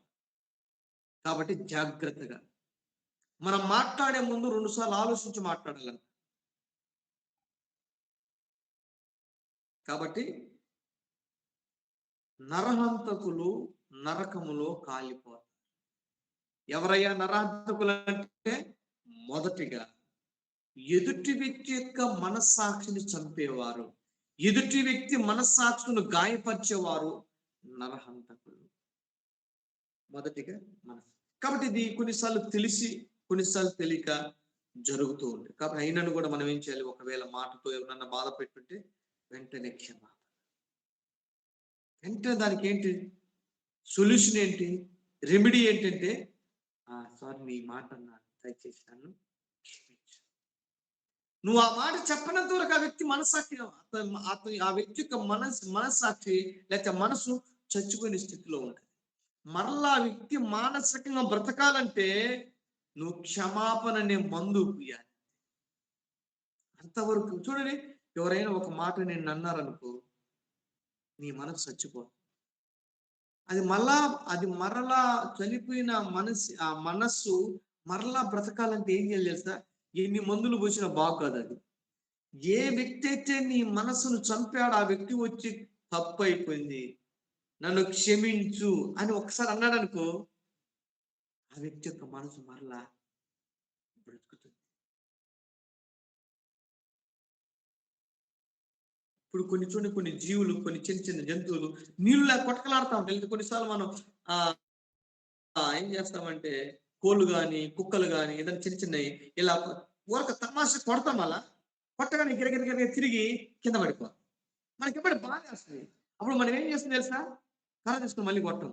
వెంటనే అక్కడ నీళ్ళు చూసి తీసుకెళ్ళి కొన్ని నీళ్లు వాటి నోట్లోను చెవులోను వేయగానే మళ్ళీ అమ్మటి ఇదిలిచ్చేసి, అలానే మనం ఎవరినైతే తెలిసి తెలియక మాటల చేత కొడతామో, మాటల చేత చంపుతామో, మాటల చేత పొడుస్తామో, వాళ్ళు కూడా గాయపడినటువంటి చిన్న జంతువులు ఎలా గిలగిల కొట్టగా కింద పడిపోతారు. మనము కూడా మాటలతో అలా అన్నప్పుడు వారు కూడా అదే స్థితికి వెళ్ళిపోతారు. మనం వెంటనే ఏం చేయాలి తెలుసా? వెళ్ళి ఆగచ్చు, సారీ, నన్ను క్షమించు, పోషణ చాలా బాధపడి ఉండొచ్చు అనకూడని మాట వేరే వాళ్ళు చెప్పారని నేను అలా ఊహించి నన్ను దయచేసి క్షమించు అనుకో. నువ్వు ఆ వ్యక్తి యొక్క మనసును మరలా నువ్వు బ్రతికించిన. కాబట్టి మానసికంగా ఒక వ్యక్తిని ఎప్పటికీ హత్య చేయకూడదు. రెండవది మామూలు నరహత్య. ఈ అందరితో అంత తొందరగా చేయరు. ఎందుకంటే ఇలా చేస్తే పోలీసులు బతకలేరు కాబట్టి. మానసిక హత్య చేస్తే సామాన్యంగా, అందుకని గృహహింస చట్ట ప్రకారం ఒకటి చూసావా? గృహహింస అంటే మాటలతో చంపటం, మాటలతో హింసించాం. అందుకని పోలీసులు ఒకటి పెట్టేశారు. గృహహింస చట్టం కింద భర్తను జైలు కేసు పెట్టి జైలు కొట్టించు. మానసికంగా మాటల చేత కట్టలే లేదు, అట్లా ఇట్లా రకరకాల మాటల చేత చంపటం. రెండవది నరహత్య అంటే మనిషిని చంపటం, ఎదుటి వ్యక్తిని చంపటం, కీడిచి. ఇలాంటి వారు కూడా నరకములు వెళ్ళిపోతారు. ఇక మూడవదిగా ఆత్మహత్య. మనిషి ఈ 3 రకాలుగా చనిపోతాడు. ఒకటి మానసికంగా చనిపోతాడు, రెండోది ఫిజికల్గా, మూడవది ఆత్మహత్య, ఆత్మకు హాని చేయటం, ఆత్మను చంపడము. కాబట్టి ఎవరైతే ఈ 3 రకాలుగా మనుషులను చంపుతారు లేదా చనిపోయేలా చేస్తారు. కొన్నిసార్లు ఒక వ్యక్తి ఆత్మహత్య చేసుకోవటానికి వాళ్ళు కాదు, అన్న మాటలు భరించలేక సహించలేక మనమన్న మాటలు ఎదుటి వ్యక్తి ఆత్మహత్య చేసుకునేలా చేస్తారు. కాబట్టి చనిపోయేది ఆ వ్యక్తేనా? ఆ ఆత్మతో ఆ యొక్క ఆత్మహత్యకు కారకులు ఎవరు? అన్నవారే. అవునా కదా? ఎవరికి తమకు తాము చనిపోవాలనుకారు. ఆమె ఆత్మహత్యకు ఎవరో ఒకరు కారకులై ఉంటారు. ఆమె అలా చనిపోవటానికి గల. కాబట్టి గుర్తుపెట్టుకోండి, మానసిక హత్య, శారీరకంగా మనల్ని చంపేయటం, మూడవది ఆత్మ హాని చేయటం. అంటే మనము ఎదుటి వ్యక్తి యొక్క మనసును చంపకూడదు, ఎదుటి వ్యక్తి యొక్క శరీరమును చంపకూడదు, ఎదుటి వ్యక్తి యొక్క ఆత్మను కూడా మనము. ఈ 3 రకాలు ఎప్పుడైతే మనం హాని చేయకుండా ఉంటామో అప్పుడు దేవుని దృష్టిలో నిర్దోషులుగా ఉంటాం. కాబట్టి ఎవరైనా కానీ ఎదుటి వ్యక్తి మనసును చంపిన నరహంతకుడే, ఎదుటి వ్యక్తి శరీరమును చంపిన నరహంతకుడే, ఎదుటి వ్యక్తి యొక్క ఆత్మను చంపినా గాని. కాబట్టి ఈ 3 రకాలుగా హాని చేసేవారు నరహంతకులు. అర్థమైంది కదా? కాబట్టి ఎదుటి వ్యక్తి యొక్క మనసును చంపకూడదు, ఎదుటి వ్యక్తి మనసుకు హాని చేయకూడదు, మనిషికి హాని చేయకూడదు, మనిషిలో ఉన్న ఆత్మ కూడా మనము హాని చేయకూడదు. ఇలా చేయవారు నరహంతకులుగా దేవుడు చూస్తున్నాడు. నరహంతకులందరూ ఎక్కడికి వెళ్ళిపోతారు? నరకానికి వెళ్ళిపోతారు. నరకములో ఉన్నటువంటి 4వ బ్యాచ్ వారు ఎవరంటే నరహంతకులు. ఇక 5వదిగా, టైం అయిపోయి 5వదిగా మనం చూసినప్పుడు వ్యభిచారులు. 5వది వ్యభిచారం. నరకంలో ఎవరు ఉంటారు? వ్యభిచారులు ఉంటారు. పిరికి వారు మాత్రమే కాదు, అవిశ్వాసులు మాత్రమే కాదు, అసహ్యులు మాత్రమే కాదు, నరహంతకులు మాత్రమే కాదు, వ్యభిచారులు కూడా ఉంటారు. అసలు ఎవరు వ్యభిచారులు? గమనించండి. పాత నిబంధనకు కొత్త నిబంధన మనం ఒక్కసారి బాగా అర్థం చేసుకుంటే, ఒక మాటలో చెప్పాలంటే పాత నిబంధనే ఒకందుకు మేలు. ఎందుకు మేలు అంటున్నాను? అన్ని విషయాలు, కొన్ని విషయాలు. కొత్త నిబంధన చాలా స్ట్రిక్ట్. ఇప్పుడు ఉదాహరణకి వ్యభిచారులు ఎవరు? ఆలోచించండి. ఇక్కడ కూడా 3 రకాలుగా మనిషి వ్యభిచారం చేస్తాడు. ఇందాక హత్య కూడా ఎన్ని రకాలు చేస్తాడు మనిషి? 3 రకాలు. ఒకటి మనసును హత్య చేయటం, మనిషిని హత్య చేయటం, మనిషిలో ఉన్న ఆత్మకు హత్య చేయటం. మనసు హాని చేసేవాడు, మనిషికి హాని చేసేవాడు, మనిషిలో ఉన్న ఆత్మకు హాని చేసేవాడు నరహంతకుడు. అదే రీతిగా వ్యభిచారం కూడా ఒక వ్యక్తి 3 రకాలుగా చేస్తాడు. 3 రకాల వ్యభిచారం. నంబర్ 1 మత్తయి సువార్త 5వ అధ్యాయము 27, 28. చాలా జాగ్రత్త. అందుకు చిన్నగా చెప్తాను. ఎందుకంటే ఇవి చిన్నవే, చూడటానికి పాపంలాగా మనకు కనిపించవు, కానీ ఇవి దేవుని దృష్టిలో పాపం. చూద్దాం. మత్తయి సువార్త 5వ అధ్యాయము 27, 28. వ్యభిచారము చేయవద్దని చెప్పబడిన మాట మీరు విన్నారు గదా. నేను మీతో చెప్పున్నదేమనగా, ఒక స్త్రీని మోహపు చూపుతో చూచు ప్రతివాడు అప్పుడే తన హృదయమునందు ఆమెతో వ్యభిచారము చేసిన వాడగును. ఆలోచన. కానీ పాత నిబంధన వ్యభిచారానికి, కొత్త నిబంధన వ్యభిచారానికి తేడా ఏంటి? ఉదాహరణ, పాత నిబంధన అంటే అర్థం కావటం చెప్తున్నా. ఒక స్త్రీ ఒక పురుషుడు కలిసి సెక్స్ లో పాల్గొంటేనే అది వ్యభిచారం.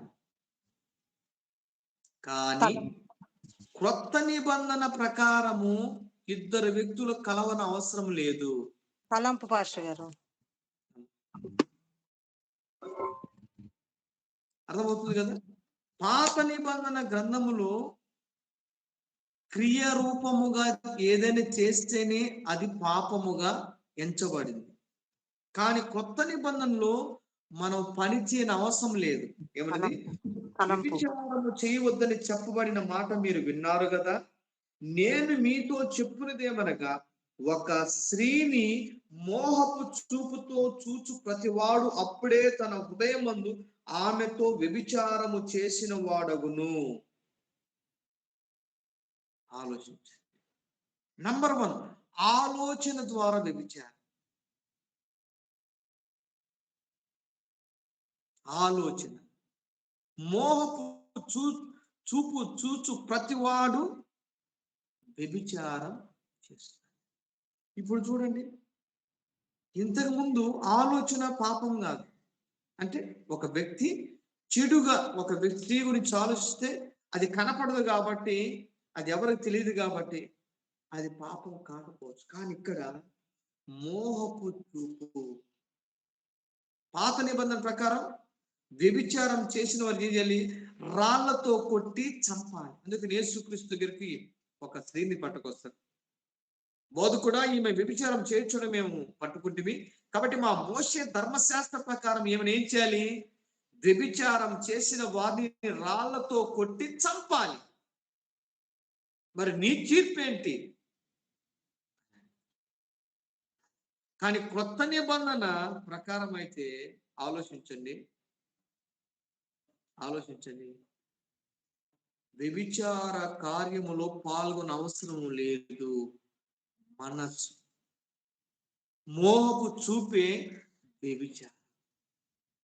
ఇది ఎంత మరి స్ట్రిక్ట్ ఒకసారి మనం ఆలోచించాలి. యేసుక్రీస్తు చెప్తున్నాడు, వ్యభిచారం చేయవద్దన్న చెప్పబడిన మాట మీరు విన్నారు కదా. అయితే నేను, ఇక్కడ కూడా అదే అంటాడు. ఇక్కడ ఏమంటాడు? నేను మీతో చెప్పున్నది ఏమనగా, 21వ వచనంలో ఏమంటాడు? పాత నిబంధన ఏం చెప్పిందో చెప్తున్నాడు. 22 అంటున్నాడు కదా, నేను మీతో చెప్పున్నది ఏమనగా తన సహోదరి మీద కోపపడువాడు. కానీ పాత నిబంధనలు ఏంది?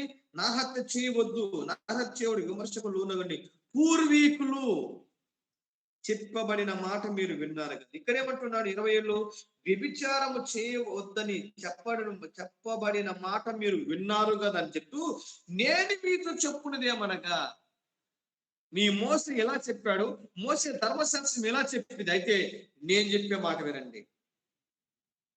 ఏం చెప్తున్నట?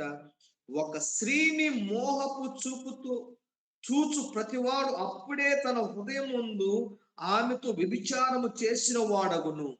ఈ మధ్య ఈ సెల్ ఫోన్ వచ్చిన తర్వాత ఏం చేస్తున్నారు?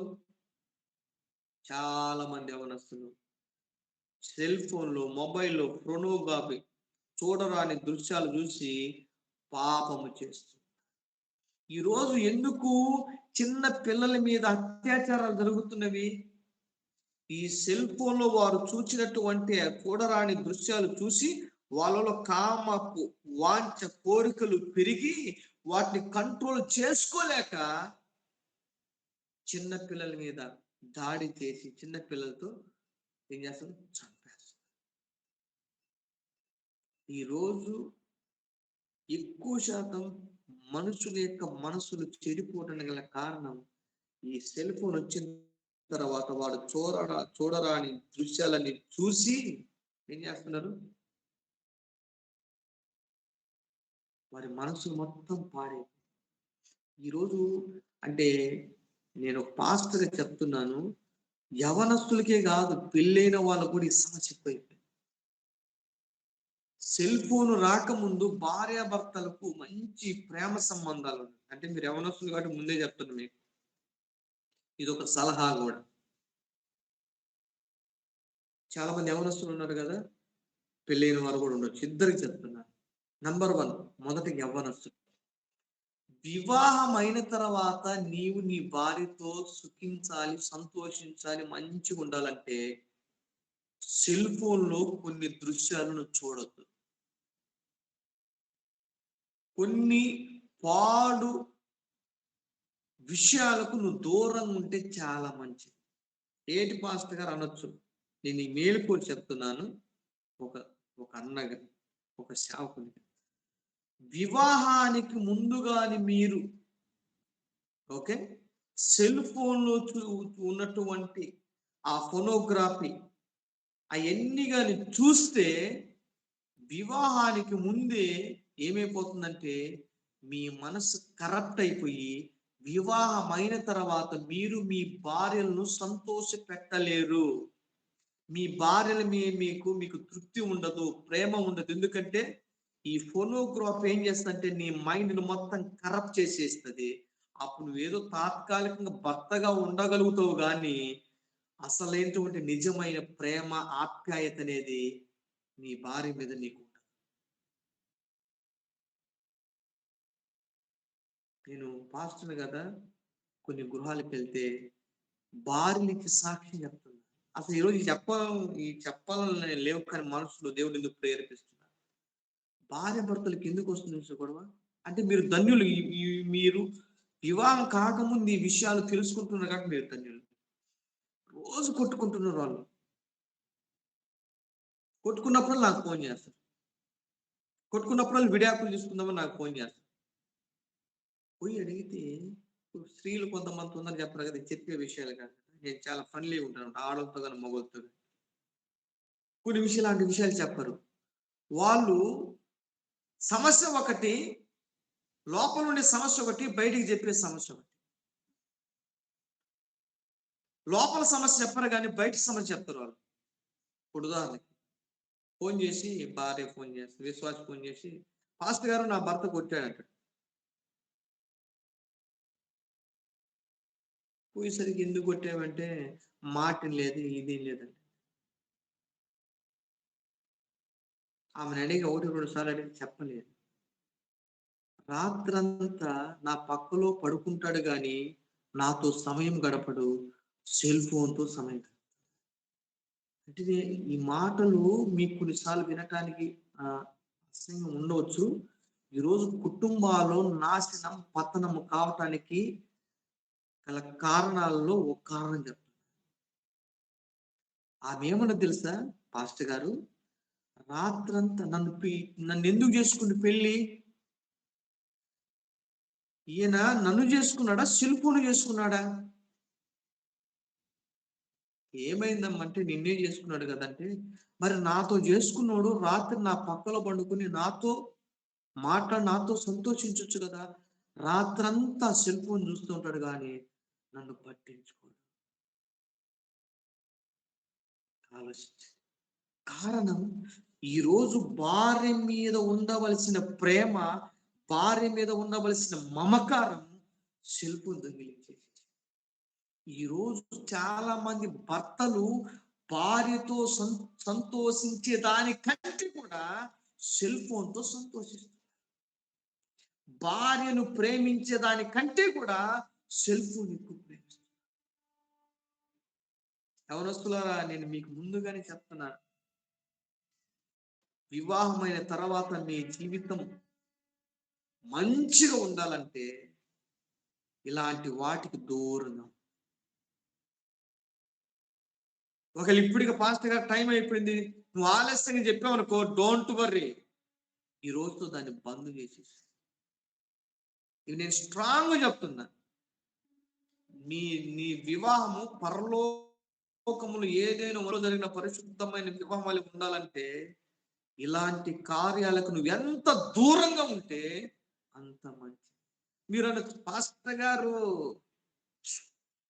కంట్రోల్ చేసుకోలేకపోతున్నాను, నాకు వచ్చే ఫీలింగ్స్ మరి విపరీతంగా వస్తున్నాయి, కంట్రోల్ చేసుకోలేకపోతున్నాను అని అనొచ్చు. ఈ ఎగ్జాంపుల్ చెప్తున్నాను, జీవితం ఎప్పుడు మర్చిపోవద్దు. ఎవరైతే ఇలా అనుకుంటారు, వాస్తవమే కంట్రోల్ కాదు కానీ కంట్రోల్ చేయగలుగుతావు. ఎలా? నిద్రపోయే వాళ్ళు ఒకసారి కళ్ళు తెరవాలి, నిద్రపోయే వాళ్ళు అటు ఇటు మనుషులు ఒక్కసారి కళ్ళు తెరవాలి, చెవులు తెరవాలి, హృదయాన్ని తెరవాలి. ఈరోజు ఈ మాట చెప్పే మాట నీ కళ్ళు చూడాలి, నీ చెవులు వినాలి, నీ హృదయం కూడా గ్రహించాలి. ఎవరికి చెప్తున్న మాట తెలుసా? నాకు సెల్ఫ్ కంట్రోల్ లేదు, నాకు వచ్చే ఆలోచన నేను కంట్రోల్ చేసుకోలేకపోతున్నాను అన్న వారికి చెప్తున్నాను ఇది. ఉదాహరణకి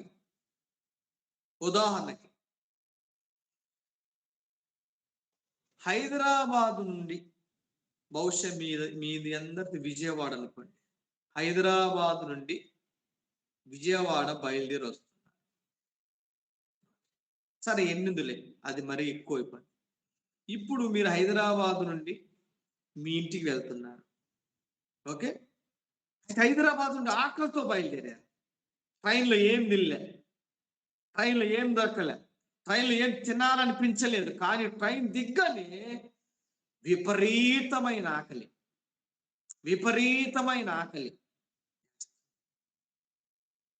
జాగ్రత్త ఆలోచించాలి. విపరీతమైన ఆకలి అంటే ఆకలి కంట్రోల్ చేసుకోలేక తినాలనిపిస్తున్నది. అప్పుడు రైల్వే స్టేషన్ దిగి నువ్వు ఇంటికి వెళ్తున్నావు, బ్యాగ్ తీసుకుంటావు, భయంకరంగా ఆకలి వేస్తున్నది, ఆకలి తట్టుకోలేకపోతున్నావు. అయితే దిగి బయటికి రాగానే బయట డస్ట్బిన్ కనపడి, ఏంటిది? చెత్త కుండి. ఆ చెత్త కుండీల దగ్గర మంచి అన్నం ఉన్నది. బహుశా ఆ ముందటి రోజు ఎవరితో పెళ్ళయింది, అన్నం మిగిలి తీసుకొచ్చి ఆ డస్ట్బిన్ దగ్గర, ఆ చెత్త కుండి దగ్గర మంచి బిర్యానీ అక్కడ పడేశారు. నీకెంత కనపడింది? అబ్బా, రైలు ఏంది లేదు, ఆకలితో ఉన్నానని వెళ్ళి ఆ డస్ట్బిన్ దగ్గర ఉన్నటువంటి బిర్యానీ తింటావా?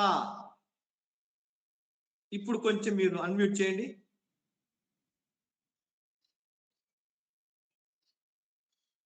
మీరు ఆకలితో ఉన్నారు, ఆకలి బాగా వేస్తున్నది, ఇల్లు కొంచెం దూరమే ఉంది, అయినా పెట్టుకోలేకపోతున్నావు. ట్రైన్ దిగి బయటికి రాగానే డస్ట్బిన్ దగ్గర మంచి బిర్యానీ ఉన్నది. బిర్యానీ చెడిపోలేదు, బిర్యానీ బాగానే ఉంది, కానీ నీకు ఆకలేస్తుంది. నీకు ఆకలేస్తుందని వెళ్ళి ఆ డస్ట్బిన్ దగ్గర ఉన్న బిర్యానీ తినగలుగుతావా? తింటావా? ఒక్క సమాధానం చెప్పండి మీరు. Okay, no. మనిషి నో పాస్టర్ గారు. కావాలి చెప్తుంది నో, నో కదా. ఆకలి వేస్తుంది నీకు, ఆకలి ఉండలేకపోతున్నావు, తట్టుకోలేకపోతున్నావు, కానీ ఇల్లు కొంచెం దూరమే ఉంది. ఇంటికి పోయేసరికి నేను చచ్చిపోతానేమో, ఇంటికి వెళ్ళేసరికి మధ్యలో పడిపోతానేమో అని ఆ రోడ్డు పక్కన ఉన్నటువంటి డస్ట్ చెత్త కుండి దగ్గర ఉన్నటువంటి ఆ బిర్యానీ తింటావా? నీకు బాగా ఆకలి వేసినప్పుడు రోడ్డు పక్కన చెత్త కుండి దగ్గర ఉన్నటువంటి బిర్యానీ తినకుండా నీ ఆకలిని ఎలా చంపుకుంటావో, కామపు కోరికలు, కామపు ఆశలు వచ్చినప్పుడు ఎవరైనా అబ్బాయిని కనిపించింది రైల్వే స్టేషన్ దిగ్గాని, బస్ స్టాండ్ దిగ్గాని, నువ్వేం చేయాలి? ఏం చేయాలి? ఆ వచ్చినటువంటి ఆకలిని, ఆ డస్ట్బిన్ దగ్గర బిర్యానీ చూసినప్పుడు ఎలాను నీ కోరికలను, నీ ఆలోచనలు కంట్రోల్ చేసుకున్నావో, అలానే నీకు ఆ ఫీలింగ్స్ ఉన్నప్పుడు, నీకు ఆ ఫీలింగ్స్ వచ్చినప్పుడు, ఎందుకు డస్ట్బిన్ నేను ఇది వాడుతున్నంటే, బస్ స్టాండ్ లో, రైల్వే స్టేషన్ కూడా మనకు కూడా ఇలా ఎదురు పడతాయి. ఒక వ్యక్తులు చూసినప్పుడు, అందమైన అబ్బాయిని చూసిన, అందమైన అమ్మాయిని చూసినప్పుడు మనం ఏం చేయాలి? ఆ డస్ట్బిన్ దగ్గర, చెత్త కూడా దగ్గర బిర్యానీ చూసినప్పుడు ఎలా చేసినా, చి, ఇంట్లో మా అమ్మ నా కోసం మంచి భోజనం ఉంది, ఇంట్లో నా భార్య మంచి భోజనం ఉండి పెట్టింది, ఇది నేను తిననని నువ్వెలా నీ ఆకలిని అణుచుకొని ఇంటికి వెళ్ళి అన్నము తింటావో, నీకు సిద్ధపరిచిన అన్నం, అలానే బస్ స్టాండ్ లో కానీ, రైల్వే స్టేషన్ లో కానీ నువ్వు దిగగానే బిర్యానీ లాంటి అబ్బాయి కావచ్చు, బిర్యానీ లాంటి అమ్మాయి కావచ్చు, నీకు కనపడొచ్చు అని, అబ్బాయి బిర్యానీ బాగుంది, బిర్యానీ అబ్బాయి అని నువ్వు తినకూడదు. దీని అర్థం ఏంటంటే, పెళ్ళి అయ్యేంత వరకు, నువ్వు ఇంటికి వెళ్ళేంత వరకు ఎలా నీ ఆకలి నువ్వు కంట్రోల్ చేసుకున్నావో, నీకు వివాహం అయ్యేంత వరకు కూడా ఈ కామపు ఆకలి నువ్వు కంట్రోల్ చేసుకోవాలి. అది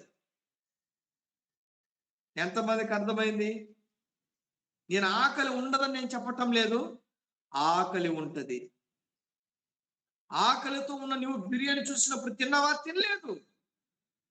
ఎందుకంటే నీ కోసం ఇంటి దగ్గర అమ్మ మంచి ఆహారం సిద్ధపరిచి, నీ కోసం నీ భార్య ఇంటి దగ్గర మంచి ఆహారం సిద్ధపరిచి, అలానే వివాహం అయ్యేంత వరకు ఈ కామపు ఆకలితో ఉన్న నీకు, ఇలాంటి ఆలోచనలు ఉన్న నీకు ఒక అందమైన భార్యని దేవుడు సిద్ధపరిచాడు, ఒక అందమైన భర్తను దేవునికి సిద్ధపరిచాడు. అప్పటి వరకు నువ్వేం చేయాలి? ఈ ఆకలిని కంట్రోల్ చేసుకోవాలి. నీకు వచ్చేటువంటి ఆలోచనలు, నీకు వచ్చేటువంటి తలంపులను కంట్రోల్ చేసుకోవాలి. నీకు కనబడుతుంటది బిర్యానీ, కానీ అది ఎక్కడుంది తెలుసా? చెత్తాకుండి దగ్గర ఉన్నది. నీకేది కావాలి? చెత్తాకుండి దగ్గర ఉన్న బిర్యానీ కాదు, ఇంటిలో సిద్ధపరిచిన బిర్యానీ. అలానే రోడ్డు మీద, కాలేజీలలో, స్కూళ్ళల్లో, బస్ స్టాండ్లో, రైల్వే స్టేషన్లో ఉన్న వ్యక్తులు కాదు నీకు కావాల్సింది. దేవుడు నీకు సిద్ధపరిచిన అమ్మాయి ఉన్నది, దేవుడు నీకు సిద్ధపరిచిన అబ్బాయి ఉన్నాడు. ఆ అబ్బాయి అమ్మాయి పొందుకున్నంత వరకు నేను చేయాలి? కంట్రోల్. అలాగాని మీరు చేయగలిగితే పెళ్ళైన తర్వాత మీలాంటి భార్య భర్తలు భూమి మీద ఉండనే ఉండరు. ఈరోజు ఈ టాపిక్ నాది కాదు, ఎందుకు పరిశుద్ధాత్మ దేవుడు బహుశా మీలో ఇలాంటి సమస్యలతో సతమతమైపోతుంది. భార్య భర్తలే కావచ్చు, యవనస్తులే కావచ్చు, కానీ దేవుడు అంటున్నాడు, చెత్త కుండె దగ్గర ఉన్న బిర్యానీ చూసి కకృతి పడవద్దు, ఆశపడవద్దు. దానికంటే శ్రేష్టమైన ఆహారం మన ఇంటిలో ఉంది, దానికంటే రుచికరమైన భోజనం ఇంట్లో ఉంది.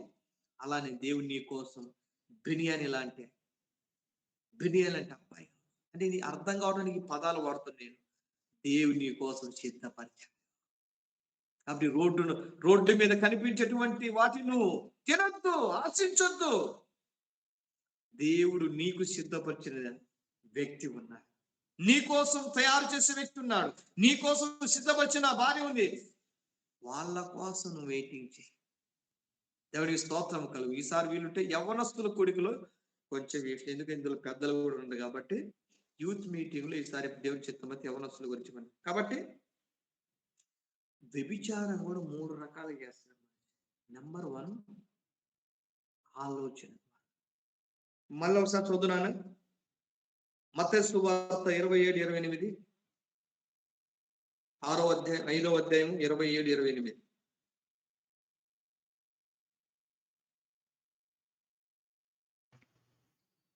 మత్తయి సువార్త 5వ అధ్యాయం 27-28 వచ్చిన. వ్యభిచారం చేయవద్దని చెప్పబడిన మాట మీరు విన్నారు కదా. నేను మీతో చెప్పున్నదేమనగా, ఒక స్త్రీని మోహపు చూపుతో చూచు ప్రతివాడు అప్పుడే తన హృదయమందు ఆమెతో వ్యభిచారం చేసిన వాడు. ఆలోచన ద్వారా, మోహపు చూపు ద్వారా వ్యభిచారం. ఎందుకు ఈ మాట చెప్తున్నాం? వ్యభిచారులందరూ ఎక్కడ ఉంటారు? మండుచున్న అగ్నిగుండములో ఉంటారు. కాబట్టి మోహపు చూచు ప్రతివాడు తన హృదయములో అప్పుడే వ్యభిచారం. మోహపు చూపు చూచు ప్రతి అబ్బాయి కావచ్చు, అమ్మాయి కావచ్చు, ఎవరైనా కావచ్చు, దేవుని దృష్టి వ్యభిచారం. కాబట్టి వ్యభిచారు దేవుని రాజ్యమును స్వతంత్రించుకోలేరు, కానీ నరకంలో కాదు. రెండవదిగా ఫిజికల్ గా ఒక వ్యక్తితో పాపం చేయడం. ఫిజికల్ గా ఒకటి ఆలోచన పరంగా చూపుల ద్వారా వ్యభిచారము, రెండవది ఫిజికల్ గా, మూడవది వచ్చేసి దేవునికి బదులుగా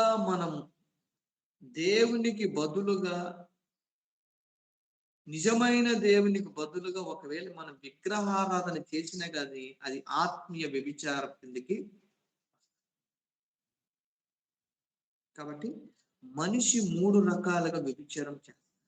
నంబర్ 1 మోహపు చూపులతో వ్యభిచారం, రెండవది ఫిజికల్ గా వ్యభిచారం, మూడవది నిజ దేవునికి బదులుగా మనం ఎవరైనా ఆరాధించినా పూజించినా అది దేవుని దృష్టిలో ఏమది, అది కూడా వ్యభిచారం.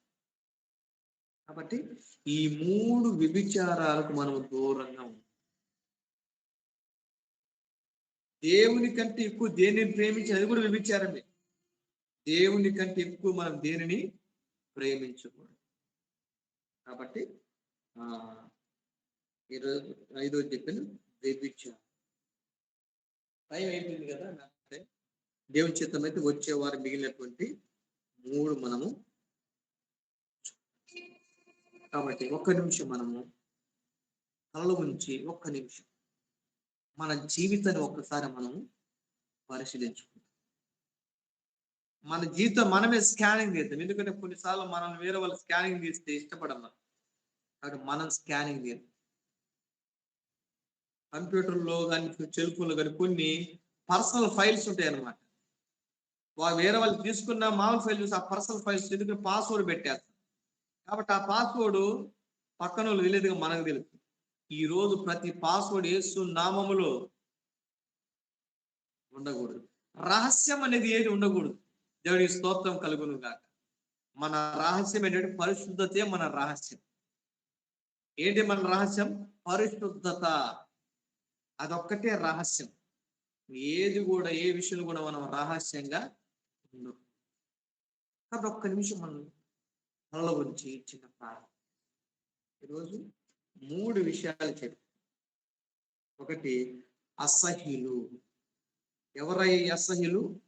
అసహ్యమైనటువంటి వాటిని, హేయమైన వాటిని తినేవారు. ఈరోజు తినటానికి చాలా వస్తువులు ఉన్నవి, కానీ ఈరోజు మనిషి చికెన్ బిర్యానీ తింటాం లేదు. ఏం తింటున్నాడు? కైనీలు, తంబాకులు, గుట్కాలు, పాన్పరాగులు, అంటే డ్రగ్స్, తినకూడని హేయమైన పదార్థాలను తింటాం. రెండవదిగా హేయమైన కార్యాలు చేయవారు, హేయమైన వాటిని ఇంట్లో పెట్టుకునేవారు. కాబట్టి హేయమైన వాటిని తినకూడదు, హేయమైన వాటిని చేయకూడదు, హేయమైన వాటిని మన ఇంట్లో ఉంచుకోకూడదు, మన ఒంటిలో కూడా ఉంచుకోకూడదు. కాబట్టి అసహ్యులు ఎవరంటే హేయమైన వాటిని తినేవారు, హేయమైన వాటిని చేసేవారు, హేయమైన వాటిని తమ ఇంటిలోనూ తన ఒంటిలో పెట్టుకునేవారు. ఈ రోజు తండ్రి, కుమార, పరిశుద్ధాత్మ నామములో మన జీవితంలో హేయమని ఏవి కూడా ఉండకుండా ఉండునుగాక. రెండవది, నరహంతకులు ఎవరంటే ఎదుటి వ్యక్తి మనసును చంపేవారు మాటలు, ఎదుటి వ్యక్తి శరీరమును దేహమును చంపేవారు ఆయుధాలు, తర్వాత ఎదుటి వ్యక్తి యొక్క ఆత్మను చంపేవారు. కాబట్టి ఎన్నటికి నీ ద్వారా ఎదుటి వ్యక్తి మనసు గాని, ఎదుటి వ్యక్తి దేహము గాని, ఎదుటి వ్యక్తి హాని చేయకూడదు. ఈ లోకములో చనిపోయేంత వరకు మనం ఈ మూడు చేయకూడదు. ఏం చేయకూడదు? ఎదుటి వ్యక్తి మనసును చంపకూడదు, ఎదుటి వ్యక్తి దేహమును చంపకూడదు, ఎదుటి వ్యక్తి ఆత్మను కూడా మనం చంపకూడదు. ఎందుకంటే ఈ మూడు చేయవారు నరహంతకులు నరకములో కాలిపోతారు. కాబట్టి నరకానికి వెళ్లకుండా ఉండాలంటే ఈ మూడు కార్యాలు మనము చేయకూడదు. ఇక మూడవది వ్యభిచారం. వ్యభిచారం కూడా మూడు రకాలుగా మనిషి వ్యభిచారం చేస్తారు. నంబర్ 1 చూపులతో వ్యభిచారం, రెండవది ఫిజికల్ గా వ్యభిచారం, మూడవదిగా దేవునికి బదులుగా మరొకరిని ఆరాధించిన, నిజ దేవునికి బదులుగా మరొకరిని సేవించిన, పూజించిన, అది ఆత్మీయ వ్యభిచారం అవుతుంది. ఆత్మీయ వ్యభిచారం అవుతుంది. కాబట్టి ఈ మూడు రకాల వ్యభిచార కార్యాలు కూడా దేవుని బిడ్డలైన మనము చేయకూడదు. ఈ మూడు రకాల వ్యభిచారాలు చేయవారు నరకంలో కాలిపోతారు. ప్రార్థన చేసుకుని ఎవరైనా ఒకరు ప్రేరేపణ కలిగిన వారు ప్రార్థన చేయండి.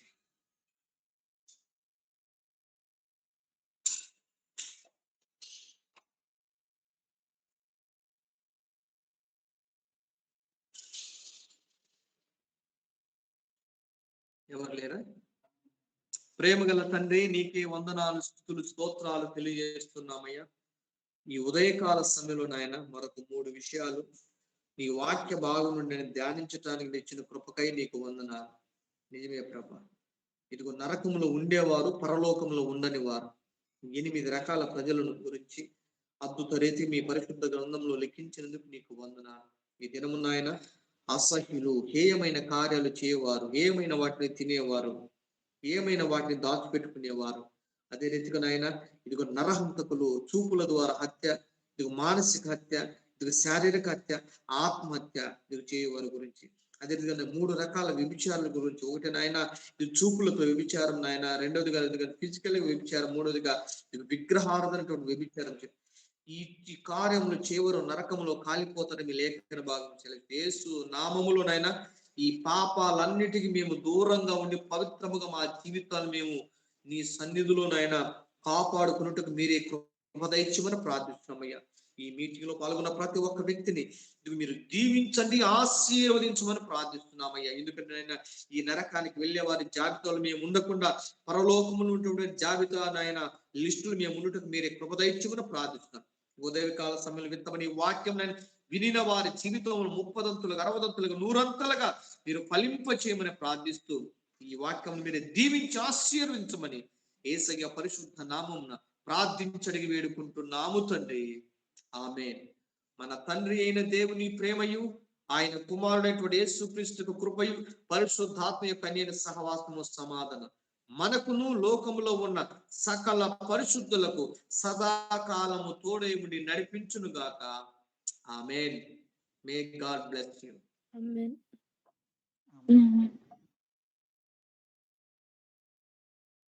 టైం కొంచెం ఎక్కువైంది, సారీ, క్షమించండి. పాస్టర్ గారు, thank you so much pastor గారు. మరి ఇది వరకు కూడా చక్కగా వాక్యం మాకు అందించినటువంటి మీకు ప్రత్యేకమైన వందనాలు.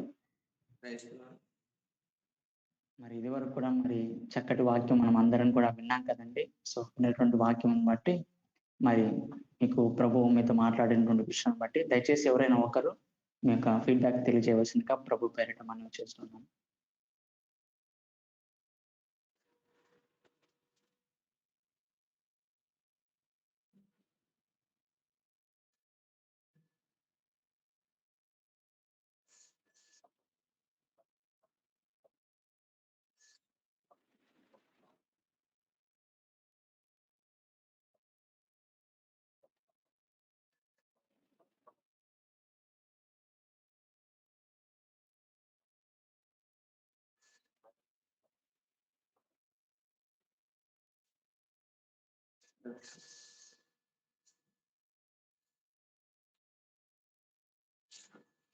Thank you.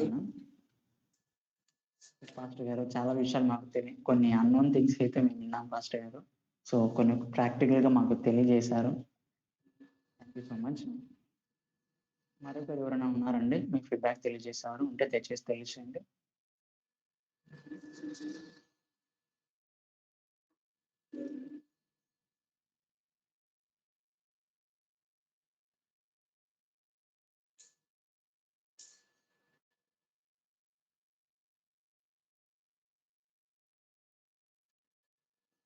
సరేనా? మరి ఇది వరకు కూడా అండి మరి వాక్యం ద్వారా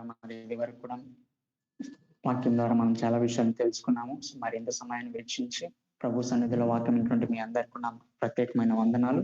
మరి వాక్యం అందించి మరి సత్యమైన మార్గంలో నడిపించడానికి సహాయం చేసినటువంటి మరి పాస్టర్ గారికి వందనాలు. సో ప్రైజ్ లార్డ్ పాస్టర్ గారు. మరి గమనించండి, తిరిగి మనం సాయంత్రం మన యొక్క డైలీ క్యూజెస్ లో మనం అందరం కూడా పాల్గొని ప్రభు నామాన్ని మహింపరుద్దాం. మరి రేపటి దినం కూడా యాజ్ ఇట్ ఈజ్ గా మన గూగుల్ మీట్ లో పాల్గొని ప్రభు నామాన్ని మహింపరుద్దాం. మరి ఒకరికొకరికి అందరూ వందనాలు చెప్పి ప్రభు నామాన్ని మహింపరచండి. Praise Lord Rajesh. Praise Lord pastor గారు.